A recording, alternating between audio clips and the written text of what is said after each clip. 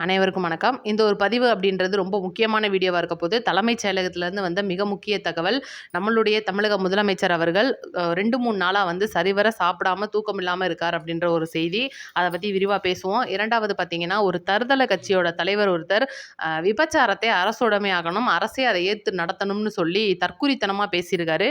அத பத்தி நம்ம விரிவா பேசப் போறோம். இன்னைக்கு பார்த்தீங்கன்னா, தமிழக வெற்றி கழக கட்சிக்குள்ள 10 எம்எல்ஏக்கள் போர்க்கொடி அப்படின்னு ஒரு நியூஸ் பார்த்துட்டு இருப்பீங்க. இதோட முழு விளக்கம் அப்படின்றத நம்ம பேச போறோம். அடுத்து பார்த்தீங்கன்னா, அடுத்த சீமானாகும் அண்ணாமலை அவர்கள் ஆடு அறுக்கிறதுக்கு ரெடி ஆயிருச்சு அப்படின்னு சொல்லலாம். அடுத்து அதே போல சீமான பார்த்தீங்கன்னா, அம்பாசமுத்திரம் பகுதியில இறக்கி விடலாம் அப்படின்னு சொல்லி அவங்களுடைய தொண்டர்களாகிய தம்பிகள் முடிவு பண்ணியிருக்காங்க. செத்த பாம்ப தான் திரும்ப அடிக்கக்கூடாதுன்னு சொல்லுவாங்க. ஆனா செத்த ஆமைய எத்தனை தடவை வேணாலும் அடிக்கலாம் அப்படின்றத நம்ம விரிவா பேச போறோம். சேனலுக்குள்ள வந்தவங்க லைக் அண்ட் சப்ஸ்கிரைப் பண்ணிக்கோங்க. நம்மளுடைய சேனலை ஒரு 4 பேருக்கு ஷேர் பண்ணி விடுங்க. மறக்காம உங்களுடைய கருத்துக்களை கமெண்ட்ல சொல்லுங்க. வீடியோக்கு ஒரு லைக் பண்ணிருங்க. அப்படியே கீழே ஹைப் அப்படின்னு ஒண்ணு இருக்கும். அதையும் குடுத்துருங்க.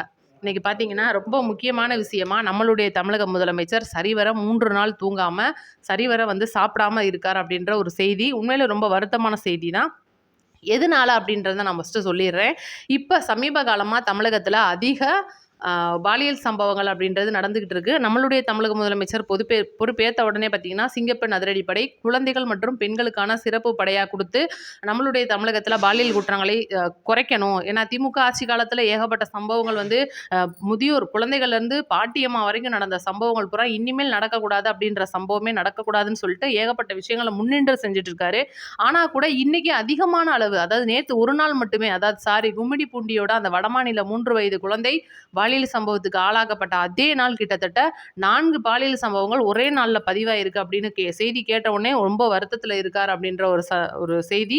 2வது மிக முக்கியமான விஷயமா பார்த்தீங்கன்னா, அவருக்கு தூக்கமின்மையை கொடுத்த விஷயம் அப்படின்னு பார்த்தீங்கன்னா, நம்மளுடைய தமிழக மின்சாரத்துறை அமைச்சர் சிடிஆர் நிர்மல்குமார் அவர்களுக்கு நேருக்கு நேராவே ஃபோன் போட்டு ரொம்பவே வந்து திட்டியிருக்கார் அப்படின்ற ஒரு செய்தியும் வந்து வந்திருக்கு. எதுக்காக அப்படின்னு நீங்க கேட்கலாம். இந்த 5 வருடம், அதாவது திமுக ஆட்சி காலத்தில் இருந்த 5 வருடம் பார்த்தீங்கன்னா, மின்தடை அப்படின்றது ஏற்படும், வரும், போகும், மக்கள் போராடுவாங்க, போவாங்க, சரி பண்ணுவாங்க. ஆனா ஏன் நம்ம பொறுப்பேத்த இந்த 1 மாசத்துக்குள்ள மக்கள் அதிக அளவு மின்தடையால போராடுறாங்க? குறிப்பிட்ட தொகுதி அப்படின்னு இல்லாம நிறைய தொகுதி பரவலா வந்து இன்னைக்கு மின்தடைக்கு காரணம் என்ன அப்படின்னு சொல்லி ரொம்பவே மிகப்பெரிய அளவுல கோவப்பட்டு அவருக்கு வந்து அந்த தூக்கம் கெட்டிருக்கு அப்படின்ற ஒரு செய்தி வரும். நீங்க சீக்கிரமா அந்த செய்திகள்ல பார்ப்பீங்க. நான் அதனால தான் உங்களுக்கு முன்கூட்டியே சொல்றேன். இதுக்கு நம்மளுடைய சிடிஆர் தரப்புல பார்த்தீங்கன்னா, நிறைய விளக்கங்கள் குடுக்கப்பட்டிருக்கு. ஏகப்பட்ட விஷயங்கள்ல திமுகவுடைய ஊழல்கள், டிரான்ஸ்ஃபார்மர்கள், மின்மாற்றிகளோட திருப்புதல், அந்த ஏகப்பட்ட விஷயங்கள் வந்து நடந்திருக்கு. இதுதான் வந்து இந்த மின் தடைக்கு வந்து காரணம். இதனால தான் மக்கள் போராடுறாங்க. அதுக்கான போராட்டங்களையும் இன்னைக்கு குறைச்சிட்டு வர்றோம் அப்படின்னு எவ்வளவோ எடுத்து சொல்லியும் நம்மளுடைய தமிழக முதலமைச்சர் சமாதானம் ஆகல அப்படின்றது ஒரு வருத்தத்துக்குரிய விஷயமா இருக்கு. கண்டிப்பா இதுக்கு வந்து ஸ்டெப் என்ன எடுக்க போறாங்க அப்படின்றத நம்ம பொறுத்திருந்து பார்ப்போம். சிங்கப்பெண் அதிரடிப்படையை பொறுத்தவரைக்கும் அவங்களுக்கு வந்து பணிகள் முடுக்கிவிடப்பட்டிருக்கு. எந்த இடத்துலேருந்து எந்த கால்ஸ் வந்தாலும் உடனடியா போங்க அப்படின்னு நம்மளுடைய சிஎம் தரப்புல இருந்து சொல்லப்பட்டிருக்கு. மகேஷ்குமார் அகர்வால் அவர்கள் பாலியல் குற்றங்கள் நடக்கிறதுக்கான இந்த விளக்கத்தையும் வந்து நம்மளுடைய தமிழக முதலமைச்சருக்கு அறிக்கை மூலமா கொடுத்திருக்கார் அப்படின்ற ஒரு செய்தி வந்திருக்கு. இனிமேல் இந்த குற்றங்கள் வந்து நடக்கக்கூடாது அப்படின்னு நம்மளுடைய தமிழக முதலமைச்சர் ரொம்பவே ஸ்ட்ரிக்டா வந்து பார்த்தீங்கன்னா, அகர்வால் அவர்களுக்கு ஆர்டர் போட்டிருக்கார் அப்படின்ற ஒரு செய்தி. அடுத்து 2வது பார்த்தீங்கன்னா, இந்த செய்தி ஒரு பக்கம் இருக்க, இன்னைக்கு மாயே ஜாக்கா, அதாவது மக்கள் எழுச்சி ஜனதா கட்சி அப்படின்ற ஒருத்தர், அவர் பேர் வந்து பார்த்தீங்கன்னா அப்பாஸ் அவர்கள். இவர் வந்து தமிழகத்துல விபச்சாரத்தை அரசுடைமை ஆக்கிருங்க, அரசே அதை ஏற்று நடத்துங்க அப்படின்னு ஒரு பேச்சை வந்து சர்ச்சையா பேசியிருக்காரு. என்னன்னா, இன்னைக்கு பாலியல் குற்றங்கள் அதிகமா நடக்குது, நம்ம பார்த்துட்டு இருக்கோம். இவர் வந்து பார்த்தீங்கன்னா, இது வந்து ஒரு அங்கீகரிக்கப்படாத ஒரு சின்ன கட்சி அவ்வளவுதான் அப்படின்றனால இவர் பேசுறதை யாருமே எடுத்துக்கல. ஆனா இவர் சொன்ன அந்த கருத்துன்னு பார்த்தீங்கன்னா, இன்னைக்கு உண்மையிலே சர்ச்சையா இருக்கு. ஏன் இவங்க வந்து இந்த அளவுக்கு இப்போ ஒரு மோசமான ஒரு கருத்து தான் இது, வந்து மோசமான கருத்து. மும்பை, கொல்கத்தா இந்த மாதிரி ஏரியாக்கள்ல சிவப்பு பகுதிகள் இருக்கு அப்படின்ற மாதிரி இன்னைக்கு நம்மளுடைய தமிழகத்திலே நீங்க கொண்டுட்டு வாங்கன்னு சொல்லும்போது நம்மளுக்கு என்ன சந்தேகம் வருது? ஒருவேளை இவர் எதுவும் எடுத்து நடத்த போறாரு போல, லைசென்ஸ் வாங்குறதுக்காக தான் இப்பவே தாக்கல் போட்டு வைக்கிறாரோ அப்படின்னு தான் நமக்கு கேட்க தோணுது. ஏன்னா இன்னைக்கு அந்த மாதிரிலாம் தமிழகம் ஒரு சீரழிந்த நிலைமைக்கு போனா என்ன ஆகும் அப்படின்றத யோசிச்சு பாருங்க. எப்படி ஒரு கட்சி தலைவரா இருக்கிறவர், ஒரு கட்சியை நான் வந்து உருவாக்கி நான் மக்கள்கிட்ட வந்து ஓட்டு கேட்க போறேன்னு சொல்லிட்டு இருக்கிற ஒருத்தர் இப்படி எப்படிலாம் தற்குறித்தனமா பேச தோணுது அப்படின்னா நமக்கு கேட்க தோணுது. ஏன்னா இன்னைக்கு ஒவ்வொருத்தங்களும் பின்புலத்துல இருந்து திமுக எந்த அளவுக்கு கேவலமா தூண்டி விடுறாங்க அப்படின்றத நம்ம பார்க்கிறோம். முழுக்க முழுக்க பாருங்க, இப்படிலாம் வந்து திமுக ஆட்சியில ஏகப்பட்ட சம்பவங்கள் நமக்கு கண்ணு முன்னாடி நடந்துட்டு இருக்கு. அதுக்கு வந்து ஒரு அதாவது சட்ட ரீதியா நடவடிக்கை கிடையாது. குற்றவாளிய கண்டுபிடிக்க முடியல. இன்னும் கூட நெறைய குற்றவாளிகள தேடிக்கிட்டு திரியிறாங்க. தமிழகமே வந்து போதையில தள்ளாடுச்சு. ஆனா அப்பலாம் கேட்காத இவிங்க, இன்னைக்கு வந்து கோமாலேருந்து எந்திரிச்சு வந்த மாதிரி, இந்த மாரி பதிவுகள கேட்கும்போது நமக்கு வந்து கண்டிப்பா கோவம் வரத்தான் செய்யும். என்னதான் வந்து இவர் வந்து கட்சி தலைவரா இருக்கிறதுக்கு வந்து ஒரு அருகதையே இல்ல அப்படின்னு தான் நம்ம சொல்லுவோம். அதெல்லாம் நம்ம கடந்து போயிருவோம். இவர் சொன்ன பதிவுக்கு கண்டிப்பா இவர் மன்னிப்பு கேட்டே ஆகணும் தமிழக மக்களிடையே அப்படின்றத நம்ம சொல்லிருவோம். அடுத்த 3வது விஷயமா நம்ம பேச வந்ததுன்னு பார்த்தீங்கன்னா, இன்னைக்கு தமிழக வெற்றி கழக கட்சிக்குள்ள ஒரு 10 எம்எல்ஏக்கள் வந்து போர்க்கொடி பிடிச்சிருக்காங்கன்ற நியூஸ் இன்னைக்கு பரவலா 2, 3 நியூஸ் சேனல்ல நான் பார்த்தேன். அதுக்குள்ளேயும் பார்த்தீங்கன்னா, மோசமான அளவுல ட்ரெண்ட் ஆகி அந்த திமுக ஐடி விங் அப்படின்ற ஒரு மோசமான ஐடி விங் திரியுது பார்த்தீங்களா? சமூக வலைதளங்கள்ல. எப்படின்னா, "பாத்தியா 10 எம்எல்ஏக்கள நாங்க விலைக்கு வாங்கிட்டோம். ஊர்ல இருக்க எம்எல்ஏக்கள பூரா மத்த கட்சியிலேருந்து நீங்க வந்து கொள்முதல் பண்றீங்க. உங்க கட்சியிலேருந்து நாங்க வாங்கிட்டோம்னு" சொல்ற அளவுக்கு பெருமை பீத்திக்கிட்டு இருக்காய்ங்க. முதல்ல மக்களே என்ன பிரச்சனை அப்படின்றது இன்னைக்கு நம்மளுடைய தொண்டர்களுக்கே தெரிய மாட்டேங்குது. இன்னைக்கு யோசிச்சு பாருங்க. தமிழக வெற்றி கழகத்த பொறுத்தவரைக்கும் நெறைய புதுசா சேர்ந்த நெறைய பேர் வேட்பாளர்களா நின்றுருக்காங்க. அவங்களுடைய முகம் யாருன்னே தெரியாத அளவுக்கு ஜெயிச்சிருக்காங்க. அது போக சில பேர் மாவட்ட செயலாளர்களா இருக்கிறவங்கலாம் யாரு அப்டின்னா, நம்மளுடைய தலைவர் சிஎம் விஜய் அவர்களுடைய விஜய் மக்கள் இயக்கத்திலேருந்து பயணிச்சுட்டு வந்தவங்களுக்கு தான் செயலாளர் பதவி அப்படின்றத குடுத்திருந்தாரு. அப்ப அந்த செயலாளர் பதவியில ஆல்ரெடி இருக்கிறவங்க ஒரு பக்கம் இருந்தவங்க, அவங்க வந்து வேட்பாளரா நின்னு சில இடங்கள்ல தோத்துட்டாங்க. ஆனா புதுசா வந்தவங்க ஜெயிச்சுட்டாங்க அப்படின்னும்போது, அந்த தோத்து போனவங்க புதுசா வந்தவங்களுக்கு வழி விடாம, அதாவது புதுசா ஜெயிச்சு வந்தவங்க எங்களுக்கு மாவட்ட செயலாளர் பதவிய குடுங்கன்னு கேட்குறாங்க. இன்னைக்கு உங்களுக்கு இதெல்லாம் வந்து ஒரு குழப்பமா இருக்கும். என்ன காரணம்? எம்எல்ஏவா ஜெயிச்சாச்சுல்ல, ஏன் மாவட்ட செயலாளர் பதவி கேட்குறாங்க அப்படின்னு நீங்க நெனைப்பீங்க. அதே போல மாவட்ட செயலாளரா ஆல்ரெடி இருக்கிறவங்க ஜெயிச்ச எம்எல்ஏக்கு வந்து ஒரு மரியாதை குடுக்க மாட்டேன்றாங்க அப்படின்ற ஒரு செய்திய நம்ம பார்க்குறோம். என்ன காரணம்? மாவட்ட செயலாளர் பெருசா, எம்எல்ஏ பெருசா? எது பெருசுன்னு அடிச்சு காட்டு அப்படின்னு சொல்ற மாதிரி மேட்ரு என்னன்னா, எம்எல்ஏ அப்படின்றது வந்து கட்சிக்குள்ள ஒரு விஷயமா சட்ட ரீதியா போறது. மாவட்ட செயலாளர் அப்படின்றது முழுக்க முழுக்க அந்த கட்சி சார்ந்து நடக்கிறது. இன்னைக்கு கட்சியில வந்து ஒரு வேட்பாளரா நிக்க போறாரு ஒருத்தர், ஒரு எலக்ஷனே வருது, இல்ல உள்ளாட்சி தேர்தல் வருது. இது எல்லாமே கட்சி சார்புல இருந்து குடுக்கப்படுற அனைத்து நிதியும் எம்எல்ஏக்கு போகாது. முழுக்க முழுக்க அ மாவட்ட செயலாளருக்கு வரும். இதே இது எம்எல்ஏவா எடுத்துக்கங்க. இப்ப எம்எல்ஏவா இருக்கிறவரு ஒரு தொகுதிக்கு வந்து ஒரு விஷயம் செய்யணும்னு நினைக்கிறாருன்னா, அவர் போய் நிதியமைச்சர்ட்ட கேட்கலாம், முதலமைச்சர்ட்ட கேட்கலாம். அவருக்கு தொகுதிக்கு சம்மந்தப்பட்ட நிதி தமிழ்நாடு அரசு நிதியிலருந்து அவருடைய கைக்கு வந்து குடுப்பாங்க. முழுக்க முழுக்க இது வந்து அரசு சார்ந்த நிகழ்ச்சியாவும், இது கட்சி சார்ந்த நிகழ்ச்சியாவும் தான் செயல்படும். அப்படி இருக்கும்போது, நான் வந்து இன்னைக்கு அந்த 10 எம்எல்ஏக்களுக்கு என்ன சொல்ல வரேன்னா, கிருஷ்ணகிரி, தர்மபுரி, வேலூர், திருப்பத்தூர் இந்த மாரி ஏரியாக்கள்ல இருக்கிறவங்க, அதுல 2, 3 தொகுதி பார்த்தீங்கன்னா, தனி தொகுதியில வருது.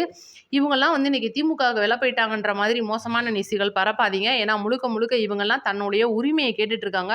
அதுக்கு கட்சி தலைமையும் ஒரு முடிவு பண்ணியிருக்காங்க. என்னன்னா, இப்ப மதுரை மாவட்டம்னு எடுத்துக்கங்க. மதுரை மாவட்டத்தில 10 சட்டமன்ற தொகுதி இருக்கு. 10 சட்டமன்ற தொகுதிக்கும் பார்த்தீங்கன்னா, ஒருத்தர் மாவட்ட செயலாளரா இருந்துட்டு இருப்பாரு, பெரிய ஆளு. அதுக்கப்புறம் இவர் கிழக்கு மாவட்டம், அவர் வடக்கு மாவட்டம்ன்றது பிரிஞ்சு இருந்தா கூட, மொத்த மாவட்டத்தையும் கவனிக்கிற மாரி ஒருத்தர் இருப்பாரு. அந்த மாதிரி மொத்தமா போடாம, ஒவ்வொரு தொகுதிக்கும் ஒவ்வொரு செயலாளர போட்டோம்னா, இந்த பஞ்சாயத்து வராதுன்னு ஏற்கனவே நம்மளுடைய தமிழக முதலமைச்சர் அவர்கள் இந்த பதவியெல்லாம் பிரிச்சு குடுக்க போறோம்னு சொல்லியிருக்காங்க. அதனால இதுக்கு அப்பவே முற்றுப்புள்ளி வச்சாச்சு. பொதுச் செயலாளர் ஆனந்த் அவர்களும் சமரச பேச்சுக்கு முடிவு பண்ணி முடிச்சுட்டாரு. ஆனா பார்த்தீங்கன்னா, இன்னைக்கு எவ்வளோ கேவலமான விஷயத்தலாம் திரிச்சு விட்டுட்டு இருக்காங்க மக்களே! நம்பாதீங்க. அடுத்து முக்கியமான விஷயத்துக்கு தான் வரோம் இப்ப. முன்னாள் அமைச்சர் விஜயபாஸ்கர் அவர்கள் இன்னைக்கு வந்து நேத்து ராஜினாமா பண்ணிட்டாரு. நம்மளுடைய தமிழக முதலமைச்சர் பிறந்த நாள் அப்ப தமிழக வெற்றி கழகத்துல இணைய போறார். நம்மளுடைய சிஎம் முன்னிலையில. அது வந்து பெரிய விழாவா கொண்டாட போறாங்க. நெறைய பேர் வந்து இணையறா தான் இருக்காங்க. உதாரணத்துக்கு தமாகா ஜி.கே. வாசன், வைகோ அவர்கள் வந்து இணைய போறாரு. 2 தொகுதி மீண்டும் காலியாக போகுது.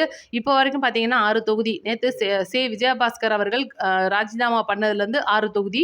அடுத்து 2 தொகுதி மதிமுக வந்து ராஜினாமா பண்ண போறாங்க. கிட்டத்தட்ட 8 தொகுதிகள்ல பார்த்தீங்கன்னா, இடைத்தேர்தல் வரப்போகுது. இந்த இடைத்தேர்தல் பார்த்தீங்கன்னா, அதிமுக சைட்ல இருந்து ராஜினாமா பண்ணுன 4 எம்எல்ஏக்களோட தொகுதியையும் இடைத்தேர்தல் வரக்கூடாதுன்னு அதிமுக போட்ட மனுவுக்கு நீதிமன்றம் புடனில தட்டி அனுப்பிச்சிருச்சு. அதெல்லாம் கிடையாது. அதெல்லாம் நீ ஏன் சொல்ற? அத தேர்தல் ஆணையம் சொல்லணும் அப்படின்னு சொல்லி அனுப்பிச்சு விட்டுருச்சு. இது இவங்க பார்த்தீங்கன்னா, உயர் நீதிமன்றம், உச்ச நீதிமன்றம்னு போவாங்க. அது என்ன போனாலும் திரும்பி பந்து மாதிரி ரிட்டர்ன் வந்து தான் ஆகணும்.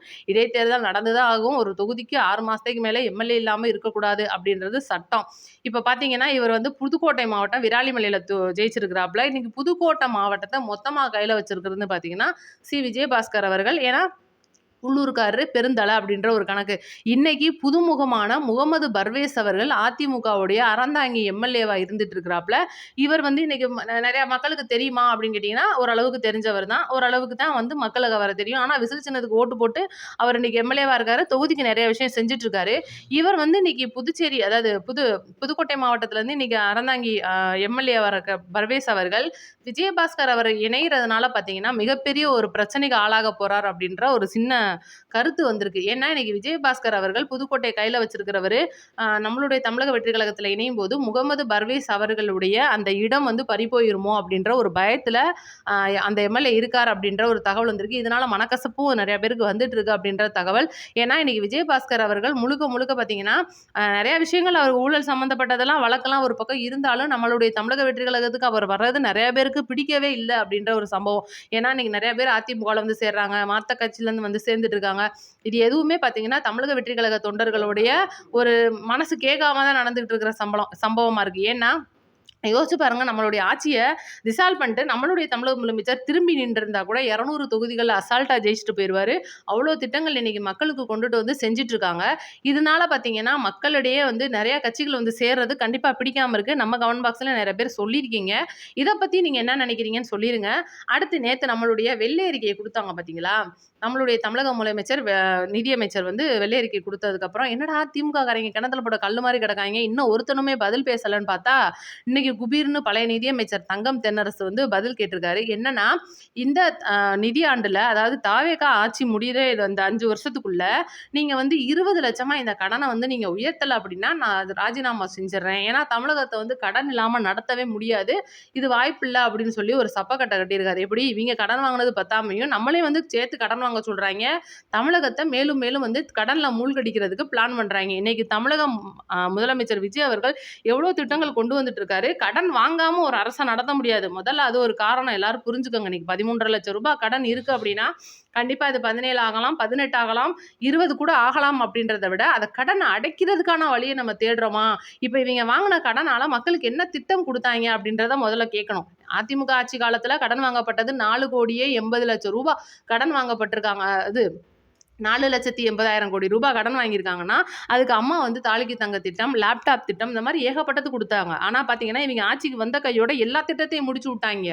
அப்ப ஏன் இவ்வளோ கடன் எங்க போச்சு? இதெல்லாம் வந்து என்ன பண்ணுனீங்க? அப்படின்னு கேட்கும்போது, கேட்க முடியாத ஒரு சூழ்நிலையில இருக்கோம். என்ன காரணம்? திமுகவுடைய ஆட்சி காலத்துல நிதி வீணடிக்கப்படவில்லைன்னு நம்மளுடைய மரிய வில்சன் அவர்கள் சொல்லிட்டாரு. அப்ப இவ்வளோ விஷயத்த நம்ம கேட்க முடியாத சூழ்நிலையில இருக்கிறனால, நீங்க இந்த புள்ள பூச்சிக்கெல்லாம் கொடுக்கும் வச்சு கத்துன்ற மாதிரி பார்த்துக்கிட்டு இருக்க வேண்டியது இருக்கு. சரி, நம்ம அத ஒதுக்கி வச்சுருவோம். அண்ணாமலை மேட்டருக்கு வருவோம். இன்னைக்கு அண்ணாமலை காலையில திடீர்னு லைவ்ல வந்து நெறைய விஷயங்கள் சொன்னாரு. ஆனா பார்த்தீங்கன்னா, அவர பார்க்கும்போது எனக்கு அடுத்த சீமான் மாதிரி தான் தெரிஞ்சாரு. ஏன்னா, இயற்கைன்றாரு, மாடுன்றாரு, இதெல்லாம் வந்து பேசுறதுக்கு நல்லா இருக்கு. இன்னைக்கு அண்ணாமலை அவர்கள் ஆரம்பிச்ச வி த லீடர்ஸ் அமைப்பு எதுக்கு? முதல்ல ஒரு கட்சி ஆரம்பிக்கிறோம்னா, தமிழக மக்களுக்கு நல்லது செய்றதுக்காக செய்யலாம், பண்ணலாம். இல்ல ஒரு இணைப்போட இணைந்து செயலலாம். அவர் வந்து பாஜகவோட இருந்தாரு. பாஜகவ நல்ல விதமா தமிழகத்துல வளர்த்து குடுத்தாரு. இதுல எந்த வித மாற்றமும் கிடையாது. ஆனா இன்னைக்கு நான் வந்து தலைகீழாகத்தான் குதிக்க போகிறேன்னு சொல்லிட்டு, இன்னைக்கு நான் தனியா அமைப்பு ஆரம்பிக்க போறேன்னு சொல்லிட்டு திரியிறாரு. ஜூலை வந்து அதுக்கான அப்ரூவலும் குடுக்க போறாராம். கட்சியா மாத்த போறாராம். உள்ளாட்சி தேர்தல்கள்ல பங்கு பெற போறாராம். அது போக இடைத்தேர்தல்களையும் வேட்பாளர்கள இறக்க போறாரான்னு சொல்லும்போது, ரைட்டு, அடுத்த சீமானோட ப்ராடக்ட் ஒண்ணு ரெடி ஆயிடுச்சு அப்படின்னு தோன்ற மாரி தான் இருக்கு. சீமான் அப்படின்றவரு இன்னைக்கு எல்லாருக்குமே தெரிஞ்ச நாம் தமிழர் கட்சியோட சீமான் அவர்கள் அம்பாசமுத்திரம் பகுதியில நிக்க போறாராம் வேட்பாளரா. மீண்டும் தோக்குறதுக்கு ரெடி ஆயிட்டாரு அப்படின்ற ஒரு செய்திய சொல்லிர்றேன். நாம் தமிழரோட தம்பிகள் அம்பாசமுத்திரத்துல சீமான நிக்க வைக்க சொல்றதாகவும், ஆனா சீமான் கண்டிப்பா தனியா நின்னா டெபாசிட் கூட வாங்க மாட்டாரு அப்படின்றனால முழுக்க முழுக்க கூட்டணி கட்சிகளோட ஏதாவது ஒரு கட்சியில இணைஞ்சு நின்னு நம்ம ஜெயிச்சுருவோம். எப்படியாவது இந்த வருஷத்துல சீமான் அவர்களை சட்டமன்றத்துக்குள்ள அனுப்பிருவோம் அப்படின்னு சொல்லி ஒத்த கால்ல நிக்கிறான். ஏன்னா பாத்துக்கங்க. அதனால பார்த்தீங்கன்னா, என்ன நடக்க போகுதுன்றத நம்ம பொறுத்திருந்து பார்ப்போம். இந்த இடைத்தேர்தல் அப்படின்றது மித்த இடைத்தேர்தல்கள் மாரி கிடையாது. கிட்டத்தட்ட வரப்போற 11 தொகுதிகள். இன்னும் நெறையா தொகுதி காலியாகறதா இருக்கு மக்களே. அத பத்தி நான் உங்களுக்கு அடுத்தடுத்து சொல்லிக்கிட்டே இருக்கேன். நம்மளுடைய அந்த நோட்டிஃபிகேஷன் பெல் பட்டன் பக்கத்துல ஒண்ணு இருக்கும். அத ஆன் பண்ணி வைங்க. சப்ஸ்கிரைப் பண்ணிக்கோங்க. வீடியோக்கு மறக்காம லைக் பண்ணிருங்க. 4 பேருக்கு ஷேர் பண்ணுங்க. நன்றி, வணக்கம்.